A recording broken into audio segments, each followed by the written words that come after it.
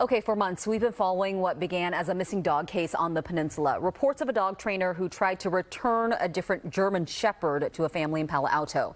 Then a French bulldog on the East Coast died while it was in the same dog trainer's care. Investigative reporter Hilda Gutiérrez has reviewed the local police report that includes shocking details of the German Shepherd's disappearance. Palo Alto police began looking into the case early this year and tracked the trainer's phone location and financial transactions. We are now learning what police say they discovered, including where the dog trainer was staying, statements from multiple clients, where a mysterious substitute dog came from, and a possible motive. Oh, hi. Hi. Hey, how's it going? Ring video provided by a dog owner shows who appears to be dog trainer Josephine Raglan picking up a dog in the North Bay in early January, the same day she told a Palo Alto woman she had a family emergency and couldn't return her German Shepherd as scheduled.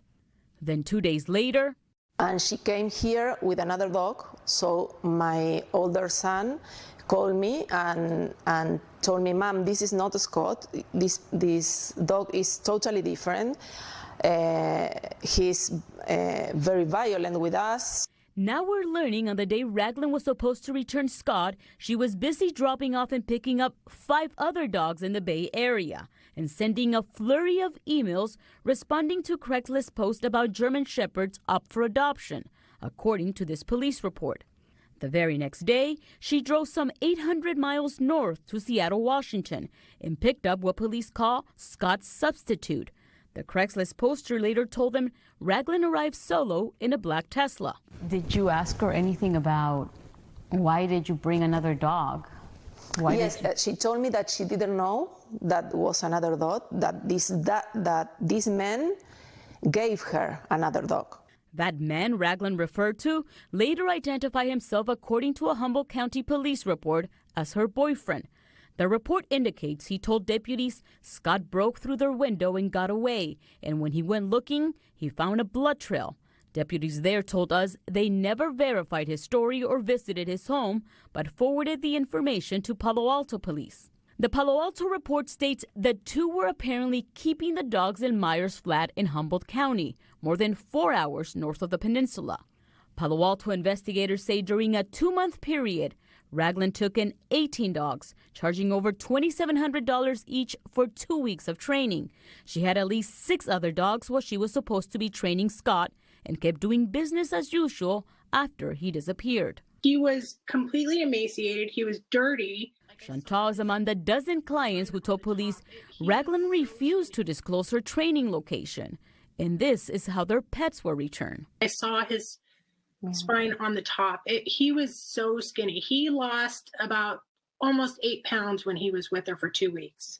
That's not normal. After that, investigators say Raglan took her dog training business to the East Coast. And in September, prosecutors in Massachusetts charged Raglan with larceny and misleading police after they say a French bulldog died in her care. The defendant had misled officers throughout the entirety of the investigation regarding her name, her address, as well as the circumstances regarding this incident. Raglan has pleaded not guilty. In both states, clients told police and us they hired her through the online app Thumbtack because she was verified, had a high rating, and dozens of great reviews.